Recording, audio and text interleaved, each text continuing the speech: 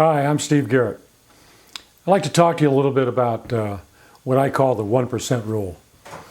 RI President Ravi suggests that we should be running our Rotary Clubs, or Rotary in general, like a business. And I think that's really some great wisdom there. One of the things businesses do is they identify who their customers are, what the demographics are. They try to identify the customer base. And in my mind, the customer base is our membership. I think of our members really as our customers. So who are the people that are or should be our customers? And I call it the 1% rule.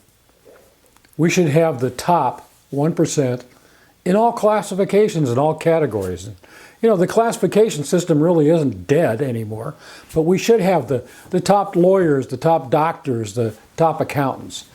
We should have the top financial people at the bank and at the brokerage firms and at the insurance agencies. We should have the top 1% of administrators, whether they be in the city government or federal government, state government, or school districts, fire departments, police department. We should have the top 1% of all those categories. We should have the top retailers and service providers. We should have the top volunteers and workers in the community. We should have the top 1% of people who give money to worthy causes. That's the 1% rule. And that's the rule that we should be looking at. You know, it's really very few Rotary Clubs that represent 1% of the community. So that really gives us a lot of room for growth. Look around. Find that top 1%. If we had 1% of the population of the United States of America, we'd have 3 million Rotarians. If we had the top 1% of the world population, we'd have 70 million Rotarians.